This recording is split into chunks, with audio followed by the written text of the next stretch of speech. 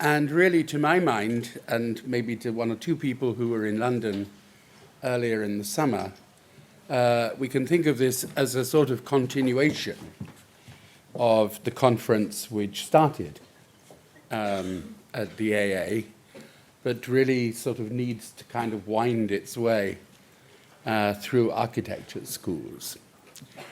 In a way, in the time I have, which I assume is an hour, is that right? What have I got? I can't see what time. 3 o'clock. What? 45 minutes, 50 minutes. I want to try to analyze the situation of the teaching of history, for example, at the AA, and to make a proposal, essentially, for a different way of doing it. You need to know before I start, I mean, just to help you follow the argument, that I'm going to produce an unusual, not only distinction, but a flat opposition, which wouldn't normally be thought to be an opposition, which is, I want to make, in the course of my argument, an opposition between what we might call architectural history, and on the other hand, architecture and its past. I'm really suggesting, in some sense, that we're currently studying, in a way, the wrong thing, and we ought now to turn to something else, which I'll try and sketch in outline what I mean by it. So I'm going to start by giving some criticisms of the way in which architectural history functions, and then in the second part, try and address the subsequent problem, what do I mean by the architectural past? Let's start from what you might call the official and institutional situation, at least at the AA, at least in English architectural schools, which are all validated by the Royal Institute of British Architecture. If you look up their documentation, you'll see that in their advice as how to construct an architectural qualification, one which will deserve the REBA Part 1 and then Part 2, I believe you called it Part 2 the MA,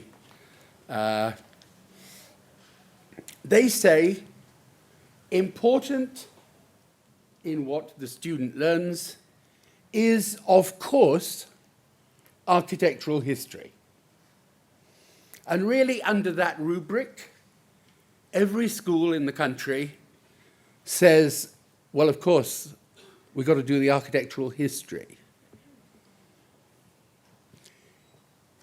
Already, you can notice something weird. It's the use of the terms "of course." When anyone says, of course, architectural history, or whatever, when anyone says, of course, they really mean, I've no idea why. I mean, it's absolutely, it's inevitable. It always, for those of you who know speech act theory, there is a kind of locution which is like the opposite of what it's saying. It's not actually developed by speech act theory, but I remember developing at an academic conference with Sanford Quinter how when academics speak, there's actually an academic speech act, which can be logically defined as completing an action in the form of denying it. So you may have heard academics say, I don't want to be pompous, you just have. Or I don't want to go on too long, you just have. And so when you see official documents that say, of course, architectural history is important, you can be absolutely sure that they've no idea why. nor have the students.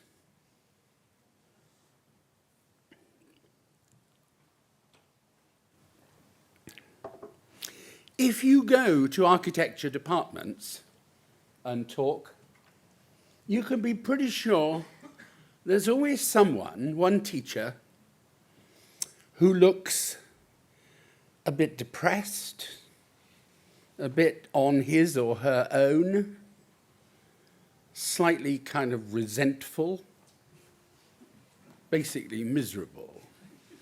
You can be certain you've been watching the person who teaches architectural history. You know, it's like they can't stand what they think of as this overblown, inflated talk about design. You know, and here they are talking about the work of Michelangelo, and nobody wants to know. If most people in the department are indifferent to architectural history, they come to really despise contemporary architecture. There is nothing that the history teacher loathes more than a lot of contemporary design. Words like the digital, words like the parametric, get them each a kind of stage closer to professional suicide, or indeed real suicide. And we have to say, at least at the AA, I can speak for it, though, I mean, the question is really whether the cap fits anywhere else.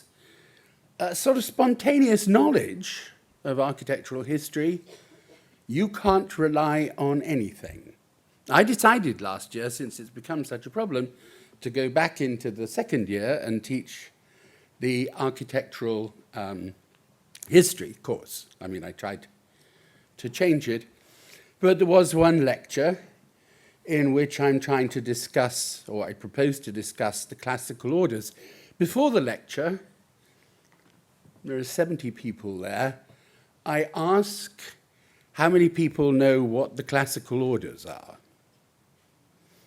Turns out of 70, it's 5. What's interesting is 2 come from India, 1 comes from Russia, and the other comes from Kazakhstan. Right? It is only, as it were, at the margins, in some sense, of architectural education that the traditions are being still reproduced. But for the most part, people really didn't know. And their habits don't exactly encourage them to know. I mean, in a way which requires some analysis, students no longer, even 30 years ago, if you said to a student, "Where are you going in the summer?" usually the student would understand that you're asking the question, what are you going to see in the summer?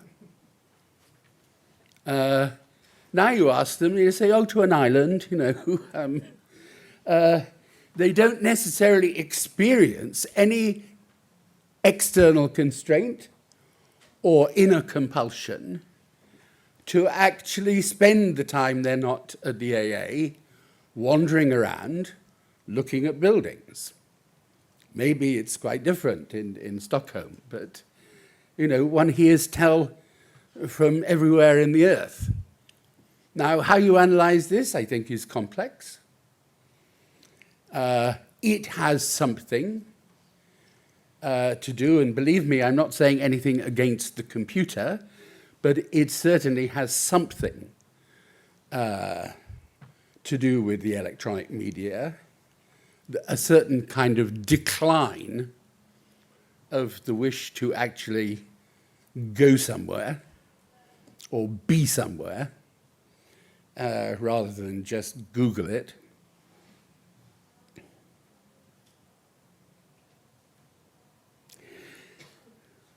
So within that, if you were to start teaching a traditional history course, as has happened at the AA. Let's kind of put it in quite an extreme and an exaggerated way. If you spent, say, 2 or 3 years doing what used to be called a history survey course, which somehow starts at the pyramids and goes to Zaha, which may not be so far. And you're going to take a while over it. The students will find this neither interesting nor instructive. Of course, I'm exaggerating. There are always individual exceptions. There are always courses that are just so ravishingly interesting that no, you know, et cetera, et cetera. But as a kind of pedagogical object,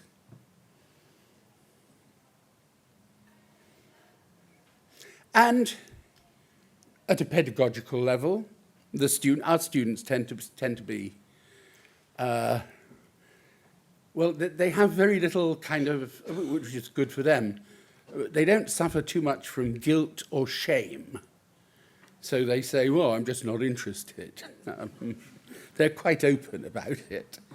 And so attendance at the course and the compulsion to write an essay, they largely experience as a punishment. As though there are these strange things, essays to do, which, of course, being an architect, you leave till entirely the last moment. Obviously, an architect couldn't write an essay during the day. It has to be at night. And they will leave it to the deadline, having exhausted the deadline, I mean, it's extraordinary.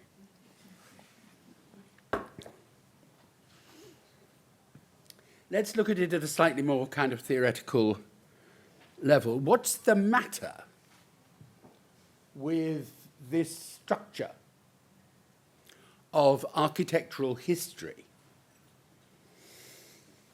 Because I do think there's an absolute problem with it. Clearly, the real problem is that its form is developed in conjunction with art history in the 19th century. And it tends to adopt the kinds of questions and problems which were central to art history. It wasn't really, in that sense, developed for architects. Now, central to art history, at least in its general forms, I'm talking about those books which say the Renaissance or the Baroque, or even a history of Western architecture. There is a narrative. And it's impossible to think that history outside a narrative which moves forward. So somehow, it starts with the origin of architecture. And then architecture becomes this very strange object which has somehow an essence which goes on throughout the entire period that you can talk about to the architectural object. So it's somehow eternal, but it's also ever-changing, which is what then the combination of the two, the unfolding, this strange movement of the same in its different forms. In that case, as you can tell with art history, a kind of immediate topic for research is always into the beginning of something. As if at the beginning of something you see something in its particular clarity. I'm having to kind of speed up the argument here, but what you get is an overwhelming centrality of the question of influence.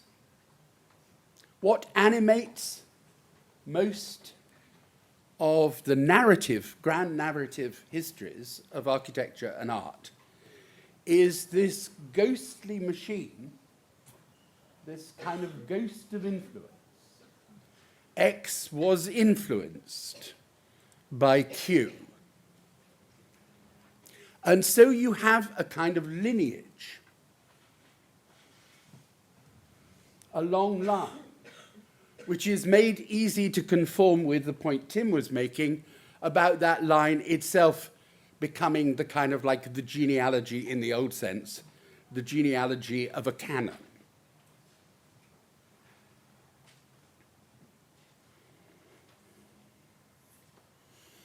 And that goes up, well, it goes up in a kind of fairly unproblematic way until modernism. I suppose it becomes more problematic then because in many ways modernism declares itself not to be, to have broken with the past. And in some sense, the hostility to architectural history is partly, on the part of designers, a kind of hangover from a kind of anti-historicism of modernism itself. Of course, the problem being now that modernism has a history. But the initial proposals, institutionally, to teach architecture with basically no architectural history is itself a kind of modernist proposal. Why would you want to burden? After all, we'll come back to this example, if you teach medicine, you don't feel it's central to kind of compel the student to be fascinated and to benefit from an idea of how operations were conducted in the 18th century. I mean, it doesn't make sense. If you're training someone to be a dentist, I mean, you don't feel that you need to uncover the historical discourse of dentistry in order to be a good dentist. Although I was worried the other day, I did actually see in one university a lecture for Foucault and dentistry. I mean, I have a great love and admiration for Foucault, but I wouldn't necessarily want to go to a Foucauldian dentist. I mean, I'd just like to go to a good dentist.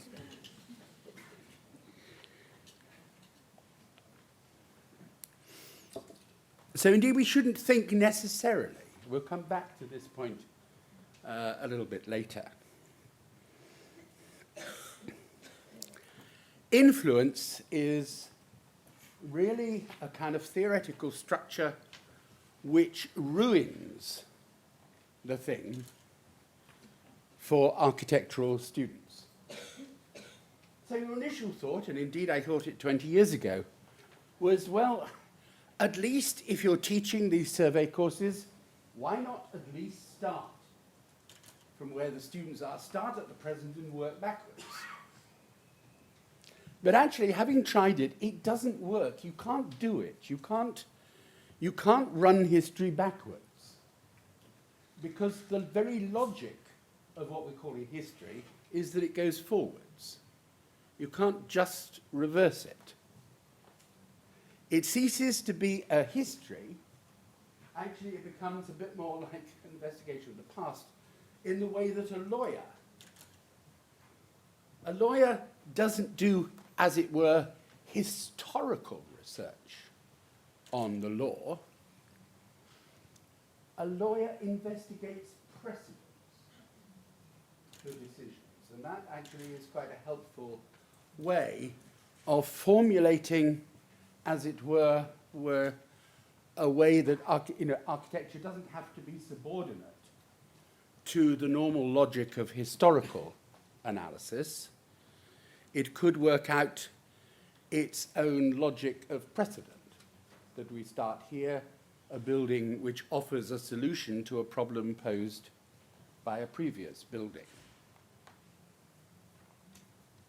which is in fact in some sense, how things happen.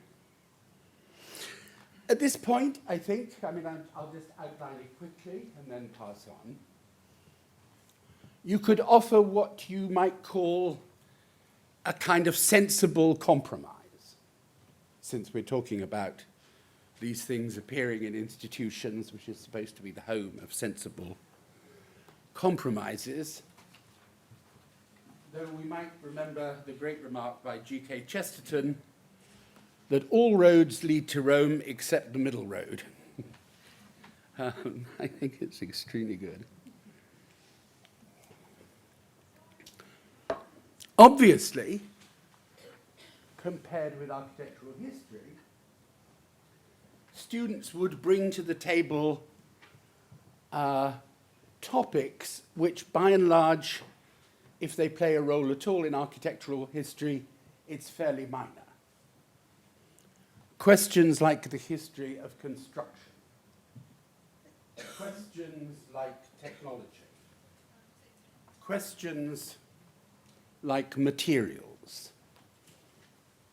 All these are, if they have any place at all, subordinate parts of architectural history, and yet might be of more relevance and interest to students. Such a compromise one would also include issues about the life of a building, that you don't treat a building as being exhausted in what there is to say about it by talking about the rationale of design. And I certainly agree with Tim that one of the endemic problems at the moment is, in a way, that the dominance of the discourse of design stands in effect, as a kind of pseudo-intention. I mean, that is to say, the intentionality of a design is validated by the means of design. When you hear architects passionately committed to the parametric or something, there's something very weird. At the one level, they're trying to explain to you a form of analysis and a technique of doing something, but it all actually comes in the form of a sort of surrogate intention. And of course, there are many other questions about a building, what we might call its life and indeed its death, which would be relevant. So obviously, I mean, death, I say in kind of homage to Victor Hugo. I mean, the question of how a building dies is itself quite an interesting one. So what we might call preservation, conservation, and the reuse of buildings is also something which we could add in. So I've just sketched, and I'm not against it, a sort of compromise formation. This would be, how could you take the traditional architectural historical form realized in survey courses and reform it so it came closer to the interests of students? Maybe it would work, but maybe it wouldn't.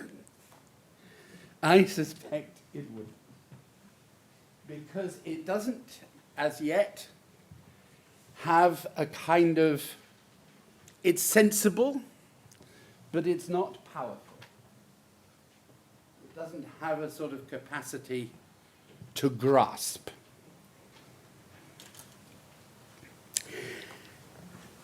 Now, at this point, I want to just take a few moments off from the argument in order actually to add in a historical analysis,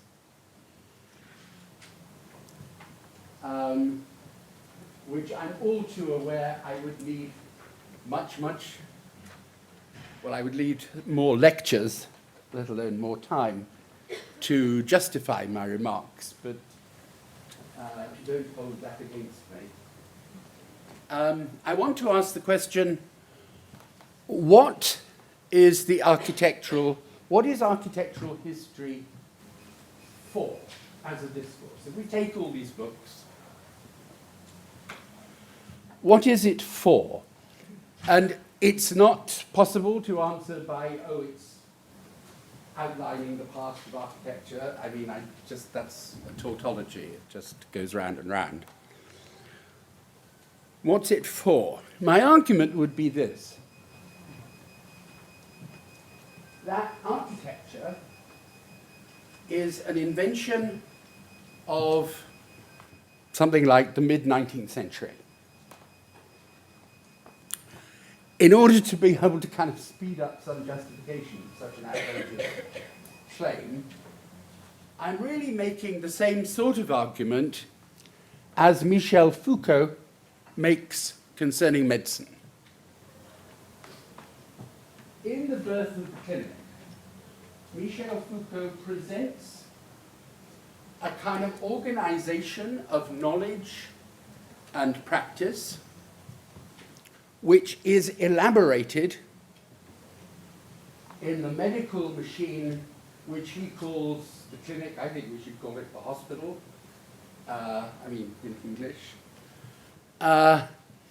in which a certain structure, both institutional and intellectual, comes into being, the phenomenon of medicine.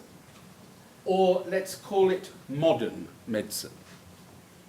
Of course, Foucault knows that doctors, cures, the analysis of symptoms has been going on both in time past and across cultures. There are, of course, lengthy histories of curing. The whole topic of sort of thaumaturgy is endless. But he insists that modern medicine is a distinct structure. Its elements don't make up some kind of conceptual essence, but they all fit together. And one of the dimensions of fitting together is that they are a profession, which is a strange term.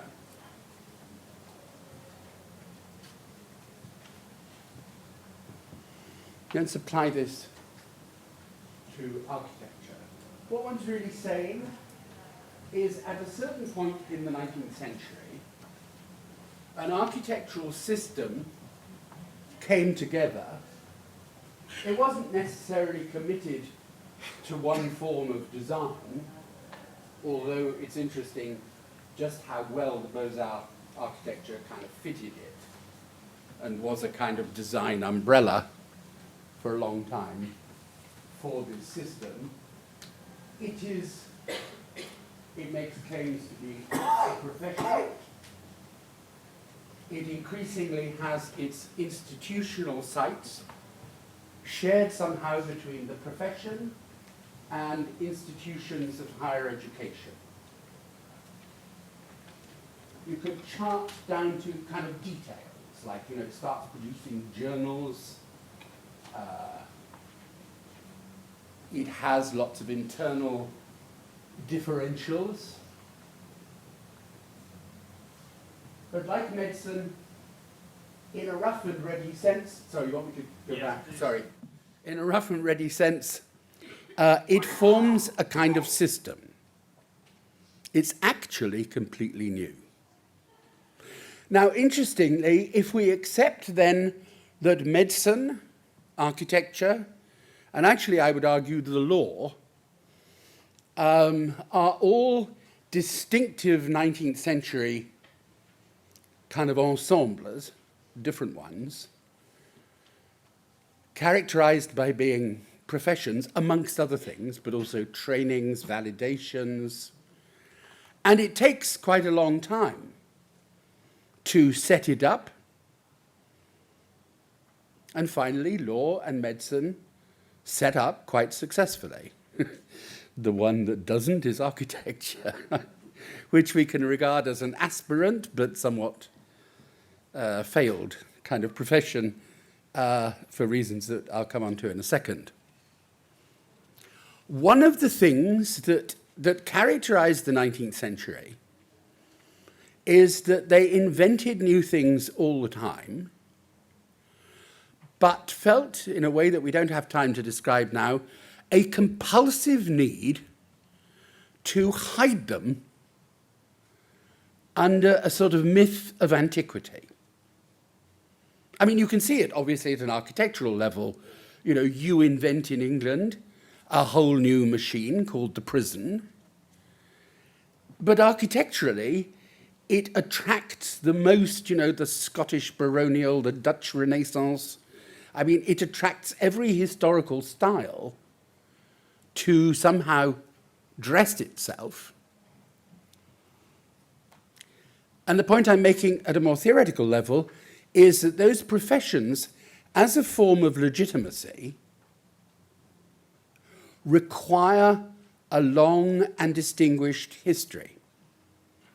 That history also then functions as a crucial kind of ideological frame for thinking of the discipline. I mean, let's take some comic things. If you ask a lawyer, what is the historical foundation of English law, they will say, and it's the Latin term, habeas corpus, as if somehow what was crucial in English history was the introduction of habeas corpus, a category which essentially said no one could seize your body without due legal process and cause. Anything else would be, as it were, kidnap. And so the lawyer will say, our English liberties are based on habeas corpus. Well, that's funny, because people have tried to use the legal doctrine of habeas corpus in court cases time and time again in the last 30 years. It never works. You know, someone's held at Heathrow, the lawyer goes out, I accuse habeas corpus, judge says, oh, that old thing, you know. Or you might take with doctors the Hippocratic Oath. The doctor who obeyed the Hippocratic Oath would be refused by any insurance company. I mean, you do what? You've been obeying the Hippocratic Oath? Right, you're out. You're supposed to make your decisions based on consistency with the kind of insurance that you have. In the case of architecture, it's a bit more obscure, because obviously at an economic level, we can easily see, in the case of law and medicine, what this professionalization was what the prize was supposed to be. Obviously, the prize was a kind of legal monopoly. In the case of medicine, a legal monopoly over things like making interventions in a patient, certainly making surgical interventions, prescriptions, you know, classification. If I say you're mad, that's just a remark. But if a doctor says you're mad, you know, it can carry weight. In the case of law, it's about gaining a kind of legal monopoly over everything that takes place within the judicial practice itself, within the operations of the law. Now, this we can see then is the problem for architecture. What exactly was it gained a legal monopoly over? I mean, answer, nothing. I mean, what it got was a sort of certain legal responsibilities that flow from having an office. It couldn't get, obviously, a monopoly over design or over the design of buildings. This would be a fundamental infringement of liberties of other people.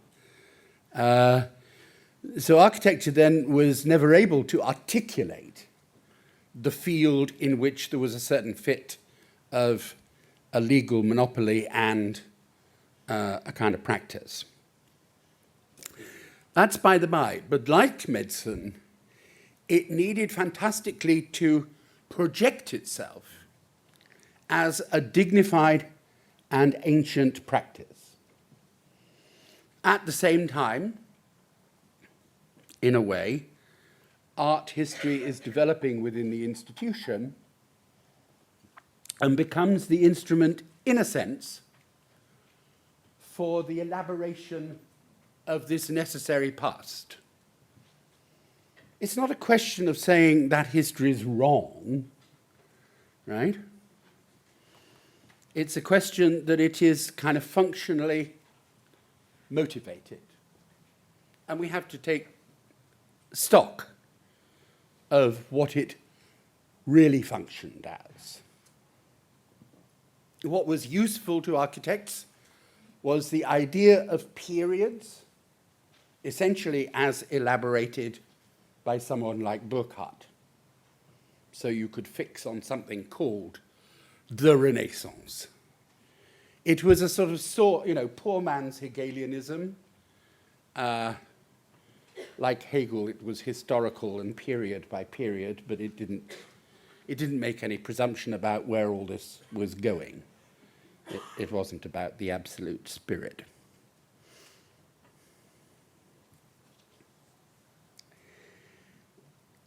Let's call this invention modern architecture. I find it quite helpful because it enables you to evade a lot of false discussions. For example, in the last 25 years, there's been, elaborate arguments in China and between China and Europe as to whether the massive increase in building in China is what? Is Chinese architecture, or is the imposition of Western architecture? I think the answer is it's very simple. It's modern architecture. Of course, modern architecture is always practiced under determinate national conditions. But those national conditions don't have to be expressive of the culture. I'm sure China has different health and safety regulations from Sweden. But I don't think, it's pushing a point to say their regulations express some inner Chineseness and yours expresses some inner Swedishness. Or at least I hope not.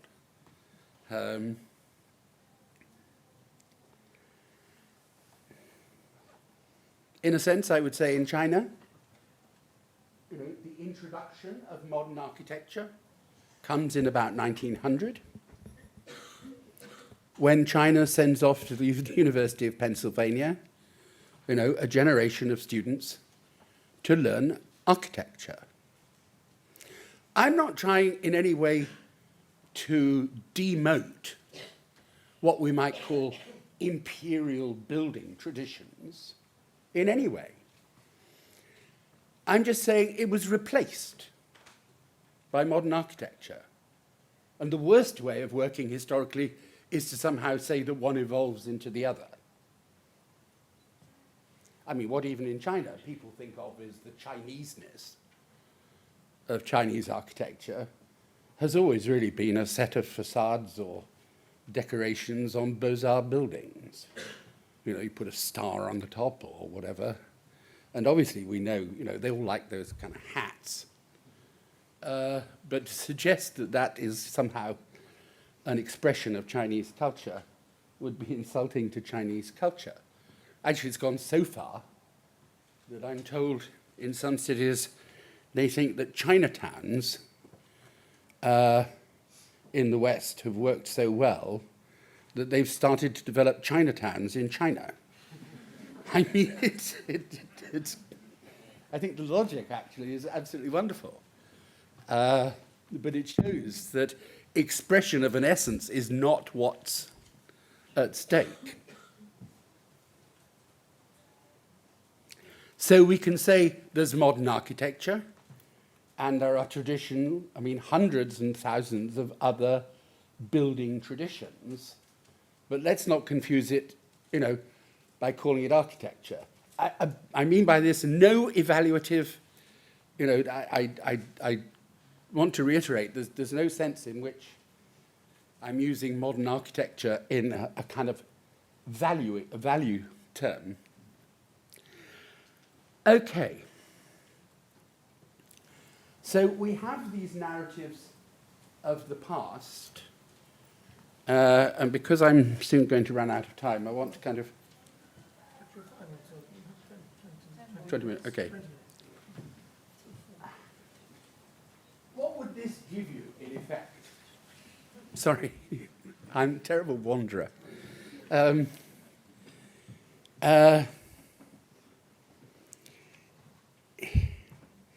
It provides something which the students perceive as not really structurally linked to the interests they have in design. Now, we can be critical of that, but it doesn't seem to me, it seems to me a kind of bad faith to tell them what they need is architectural history. I mean, all you're doing is behaving like Reba at that point. We all know why it's important to know history. I mean, you end up sounding about as dumb as Vitruvius when he says architects should know about mythology. Why? Because then they'll be able to have an interesting discussion with clients. It's like Vitruvius says architects should know arithmetic. Why? So they can calculate the bills. I mean, these aren't kind of essential.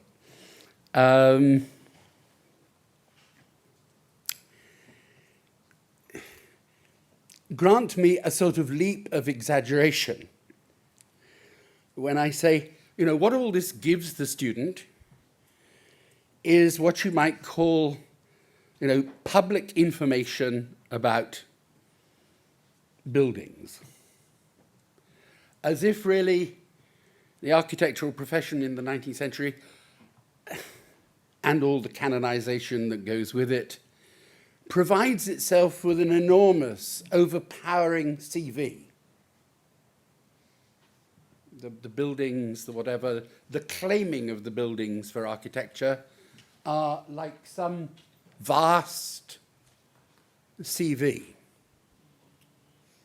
Now, the easiest way of proceeding is just to ask you about your own completion of CVs for yourself. As you know, what you put down on a CV is essentially what's not significant to you. It's like the sort of outer casing of your persona. It's the kind of bit of you that is not only kind of public, but administered. It would be impossible to read someone's CV and tell, what they're like. And indeed, you can't tell someone what you're like in a CV for one very good reason. You don't know what you're like. I mean, you may think you do. The only people who know what you're like are other people. And that's not what's intended by the idea of having a reference. You don't, in a reference, put, you have no idea how awful this student is. I mean, save yourself some trouble and bin the application. No, one says, has really tried very hard this year. Anyway, in addition to your, what you might call your CV or whatever functions in a kind of CV-ish way in your life, you also have something else. You have a past. And by and large, especially if you're wise, you don't really talk about it. Because the moment I say your past, you will understand immediately that I don't just mean everything that's happened to you. The past here, when someone says I have a past, they mean there are difficulties about me. Right? The word past here comes automatically with the connotation that it's difficult. That's why, by and large, we don't share it. I've always thought in Freudian terms that to reverse an English proverb, a trouble shared is a trouble doubled. Whereas the proverb says a trouble shared is a trouble halved. You believe that and you're in for a painful existence.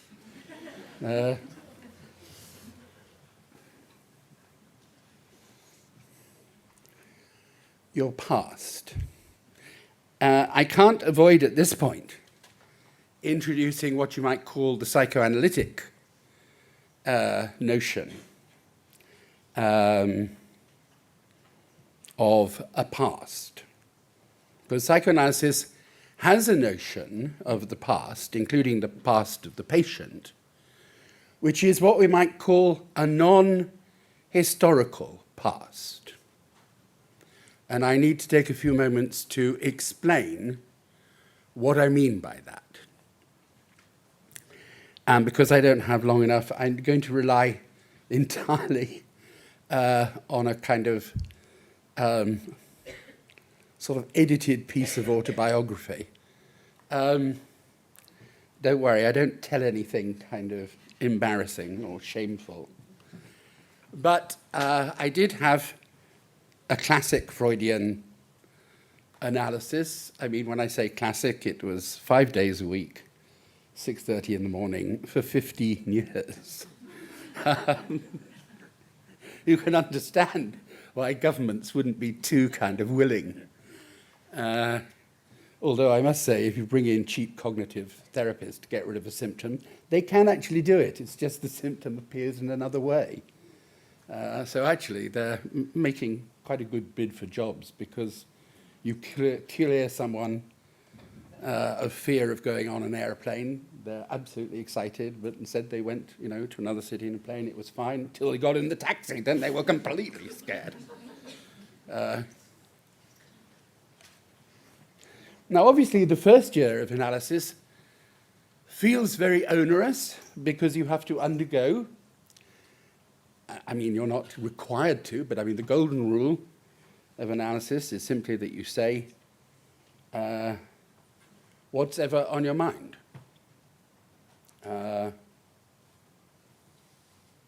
It's quite difficult if you've been sort of brought up as a middle-class person to go into a stranger's room, somewhat sort of distinguished old lady, lie down on the couch and say, "Fuck you." One's not brought up to do that. But that's what you've got to do. But the first year seems difficult because, you've got to expose, you've got to pass over for the first time in your life all these terrible things about yourself, things that you wouldn't even dream of telling a partner. It's not that they're shameful and extravagant, it's just that you'd just rather not talk about it. And you have to. And, included in that are sort of unpacking all the sort of humiliations, revealing how, trivial you were. And, of course, the whole domain of your sexuality, which for nobody can be an easy matter to tell someone else about. Actually, as the year wore on, I was thinking, this is not as bad as I thought. I mean, she was a very orthodox Freudian, so, didn't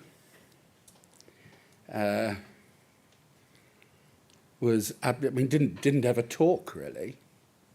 And gradually it seemed okay to refer to all this kind of stuff. The heavens didn't fall in. She didn't sort of go, "Ugh, that's disgusting, get out."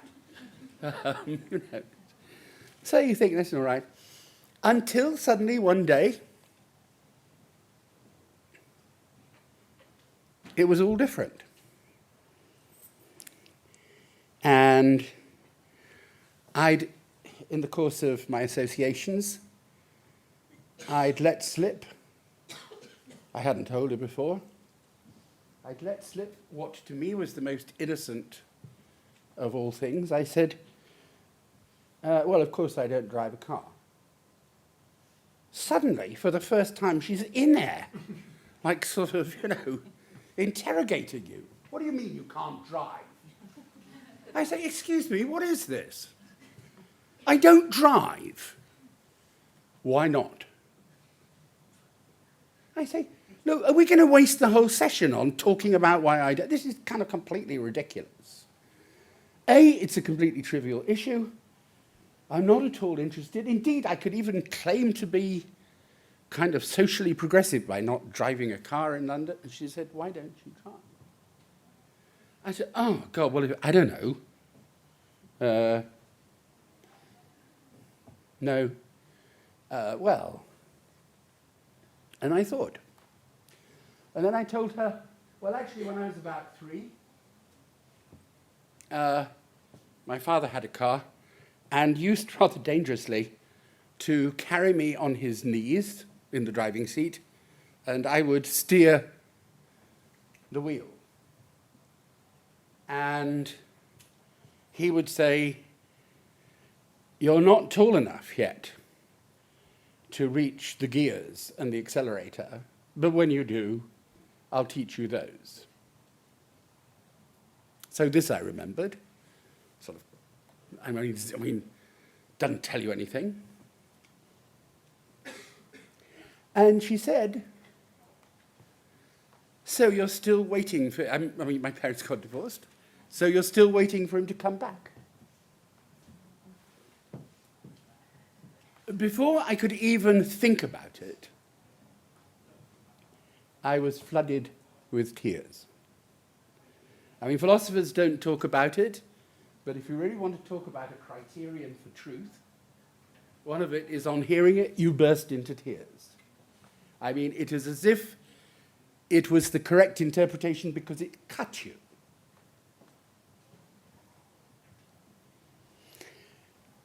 Now, why did she intervene at that point? It's really because an analyst would find no reason to intervene in what you say, unlike kind of not very good therapists, where you kind of find the patient says after about 5 minutes, I'm feeling depressed. And after about another 5 minutes, the cognitive therapist says, you seem to be rather depressed today. I mean, great. That's really going to solve everything. I mean, 2 people are depressed now. The analyst, and it's like timing, is of the essence here.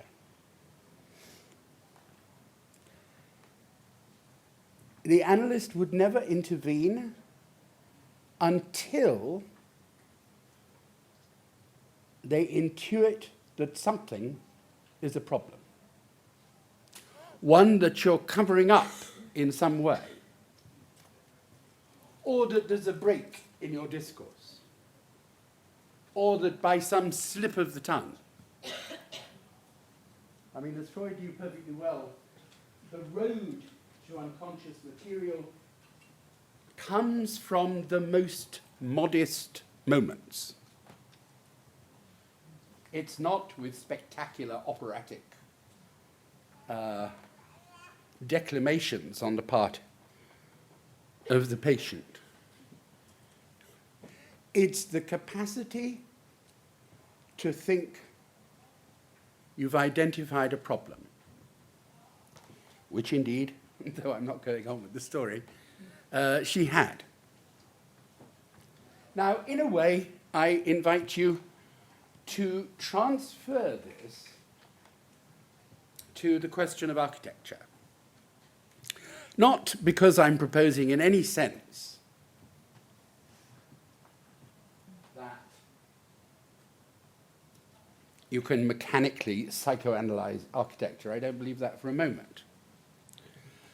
But I think it is possible to identify some of the unspoken problems of architecture. Right?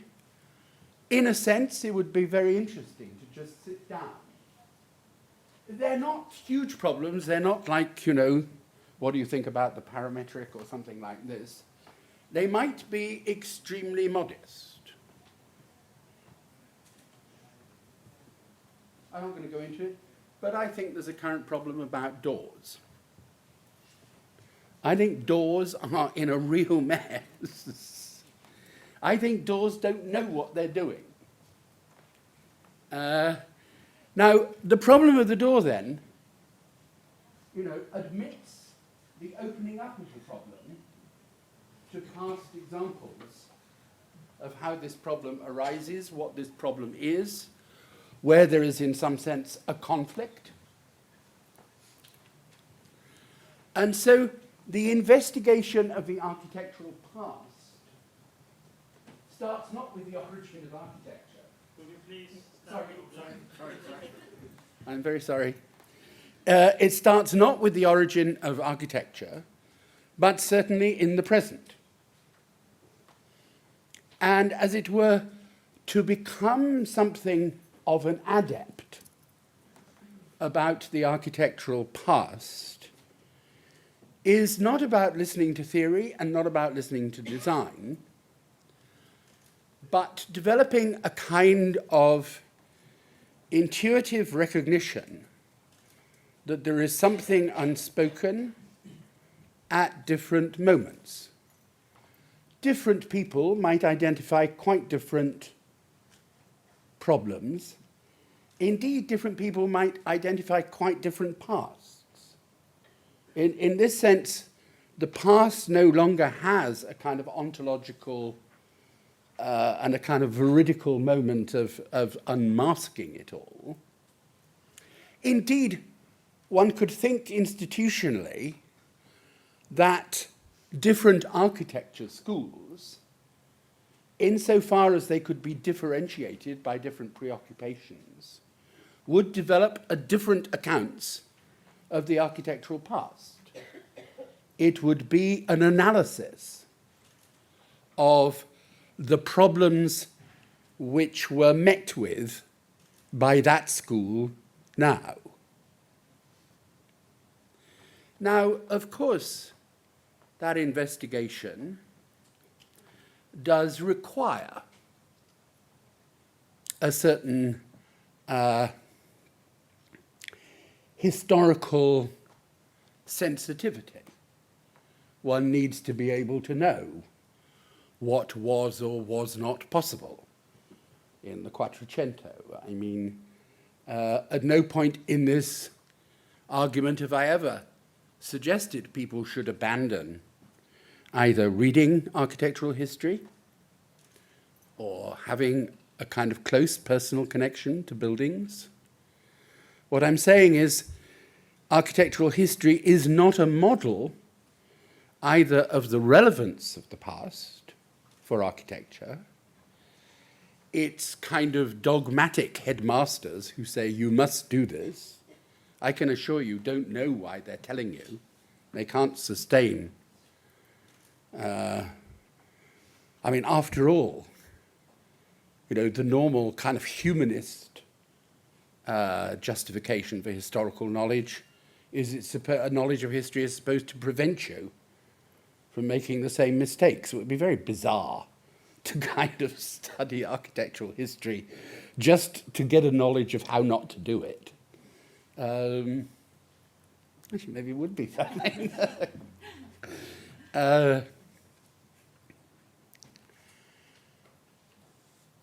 I'm associating then the past as being, the moment, the passage of a problem, and of it being capable of intellectual analysis. That intellectual analysis certainly can be no stranger to historical materials. But at the same time, it's not what a historian would say that they do.